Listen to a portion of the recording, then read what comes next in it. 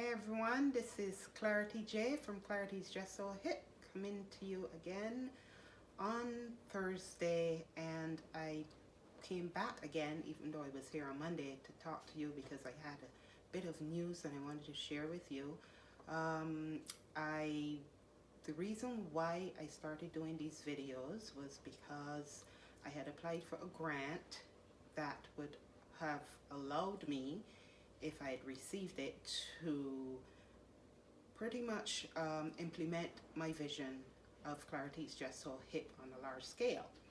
On Monday afternoon, I learned that I didn't get the grant, and so for the last couple of days, I've been thinking about how I would move forward with my project, my ideas.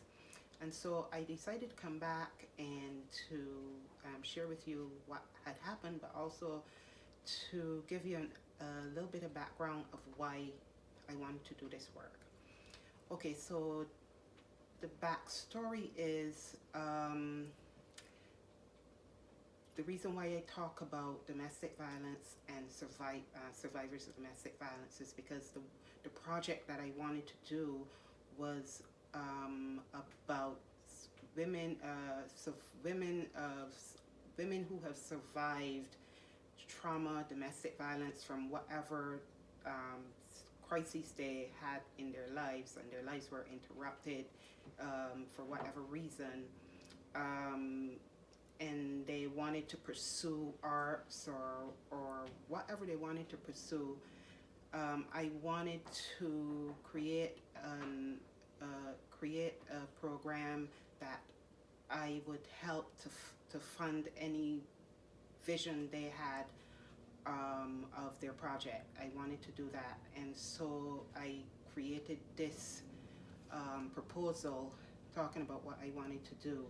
And it really came from my life because when I was growing up in Barbados so many years ago, I remembered how I always wanted to do art. I wanted to do writing, and pretty much I would always hear, oh, you're a really good artist, you're a really good writer, but you're not going to make any money from doing that. So people would push you in the direction to do housekeeping or receptionist or anything like that, a secretary, but they say you can't make any money from doing art.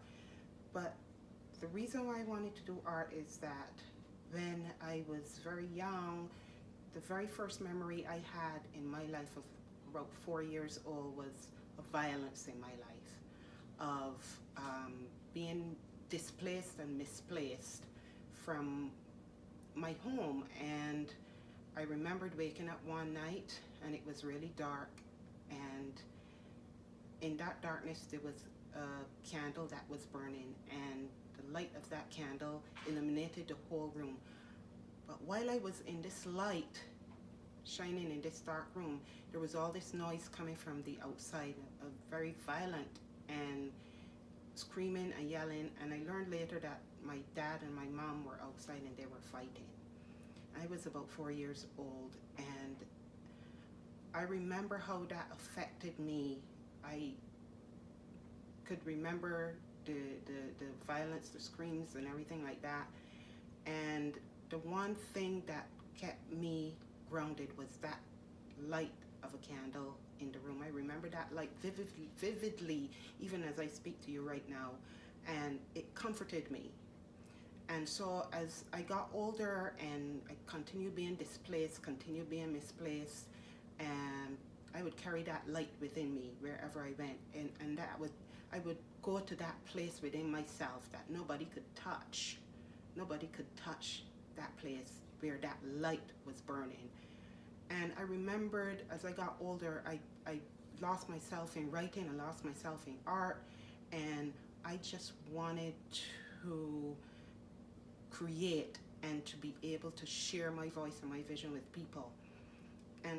But I didn't come from riches. I came from a poor background. I wasn't from a high class in Barbados.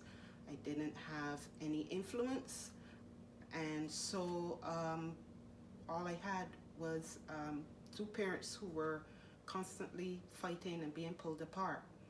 And my mom would always encourage me, but I would always see her being beat down by not only what was going on in my home, but the system that was in place, saying that, look, you're not going to make it any further than you are.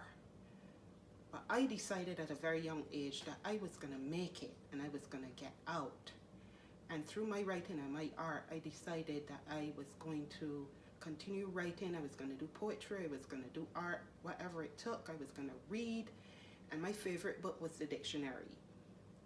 And so I would look up words, and I loved words, and I loved reading. And so I would continue to just tell my stories and share my stories and share my art. And then it got really to the point where our family just disintegrated because of the violence. There were moments where there were good times, like in any life situation.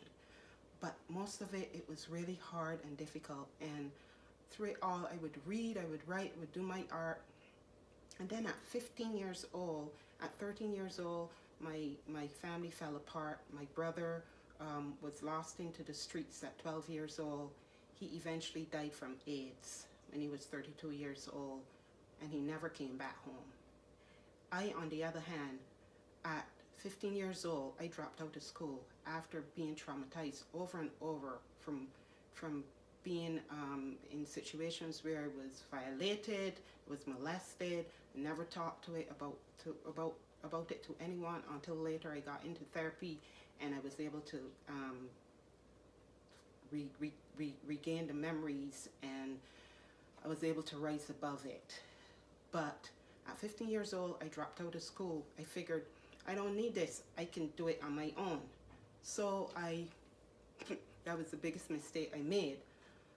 I didn't make it, and by my early 20s, I was in so much trouble. I had to find a way out, and I got an opportunity to travel to Canada to work as a housekeeper. Before that, I got an opportunity to travel to England, and I found my way off the island. But before that, I used to go to the edge of the ocean, my favorite beach, and look over the horizon, and I would say, I am coming to America. I'm going to get here, because I saw that in America, they said you can be free. And so I figured, if I can get to America, I will be free, and I will be able to pursue my education and implement the vision of being able to create art and to share my art and my voice with a large audience. And this was a dream from a little quote-unquote illegitimate life, because that's what people would call me. They would say I was illegitimate because my parents weren't married until later. And so I decided that this quote-unquote little illegitimate person was going to go out there and try to make it, and I did. And I finally got over the horizon to America, and I ended up in trouble a lot of times. I didn't do well in Canada in housekeeping. I planned to go and go to college there. It didn't work. I had a lot of trouble working in the households of the families in Canada, and so I decided to cross over to the United States. I had a visa, and I overstayed my visa, and I ended up in trouble, and then I had to go. I eventually ended up returning home and had to fight to get a visa to come back. I made it back, and this story that I just told you is what got me into college at Mount Holyoke College. An alum at Mount Holyoke saw me and my story, saw my story, because I was working on plays and poetry. She saw me performing and telling my story, and she was able to give me the opportunity to go to Mount Holyoke College, where I was accepted in my early 30s as a Francis Perkins Scholar. A Francis Perkins Scholar is someone who was traditionally their education was interrupted, and you get the opportunity to go to school with traditional students so that you can realize your dream, you can actualize. And I did that. I graduated at 36 years old from Mount Holyoke College in South Hadley, Massachusetts. And at that time, I created a play called Shadows of Voodoo, where I told my story.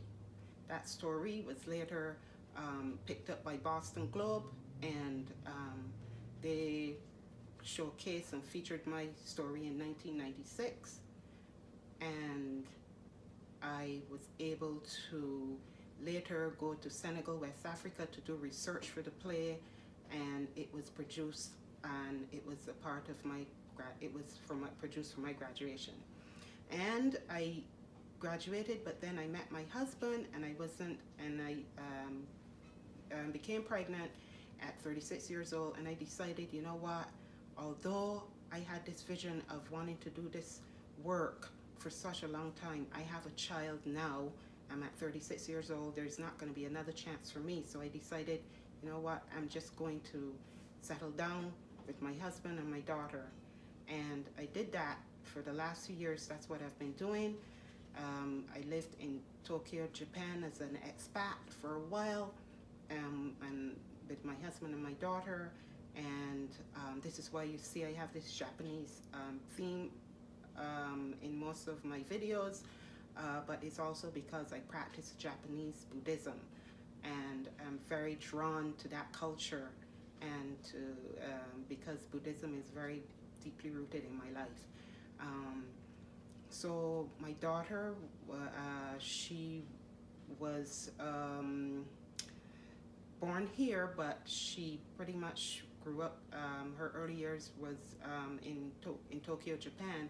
And there, I modeled for different modeling agencies, and I had a really good time in Japan. But then I came back, and the 2008 crisis happened, and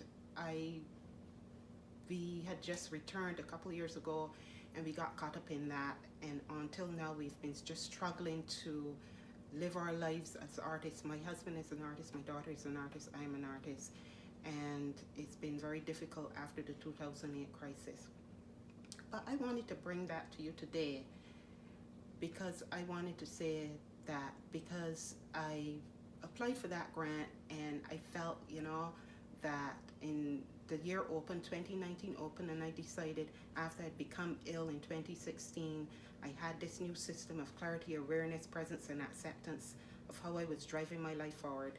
And I decided I wanted to open this year, and I was going to make a difference. I was going to now reclaim what I had left behind so many years ago by creating art and writing again. I was going to go after it. So in February, the end of February, I decided to apply for the grant, and I waited these few months, and I kept building, as you can see, my videos and stuff like that on ClarityIsJustSoHip.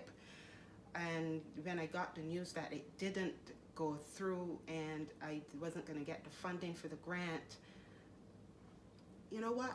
I didn't feel as badly as I thought I would, because of that grant, it reignited that light that I talked to you about from that candle that at 4 years old, that light that was ignited in me when I was that young. It reignited that light, and I felt passion for the first time in a long time about wanting to do this work. And so the videos and the quotes and everything that I bring to you is part of my vision for ClarityIsJustSoHip. I've written 2 books after I became ill to talk about my story. One is called Sista Survivor, and the other one is called ClarityIsJustSoHip. And now I am going to step out on my own, and I am going to try to publish these books, and they need a lot of editing because they were written when I was very ill, and I haven't really gone back to them. So I have to look for a professional editor to do it. And so I have to, in the next few months, I have to figure out a way forward. but I wanted to let you know that I will continue to bring these videos, and what you're seeing is me building and putting out ideas as I go forward. And I just wanted to share that with you as a way of saying to never give up on your dreams. And I know there were times when I felt so desperate and I felt so lost because I was trying to survive in the midst of all this chaos. And today I picked up a quote from David Thoreau. He wrote in Walden, "The mass of men lead lives of quiet desperation." And so I feel I don't want to come from a place of quiet desperation anymore. I want to actually do this work so that I can make a difference in people's lives. I want to continue to spread love and light and bring hope amidst these very difficult and trying times. And so it is like many years ago, I took the pebble which was like my life, and I threw it out into a vast open ocean. And as the ripples from the pebble spread and spread and spread and spread and spread and spread, that was the impact that I made with my life. And today, the ripple is so far and so wide, I don't know where it's going to end. But I know that when you throw a pebble in a body of water, eventually those ripples peter out. And I feel that I'm close to that petering out, and I'm close to the place where I will eventually get to where I have always wanted to be. And my vision is to one day bring all this work to you, bring my writing, be able to go out and speak and share my story, and to encourage and motivate and inspire others, especially women who have come through difficult times. And this is what I want to do. This is what I've always intended to do. So today, even though I did not receive the grant, I feel I have this little gift of light again in my life.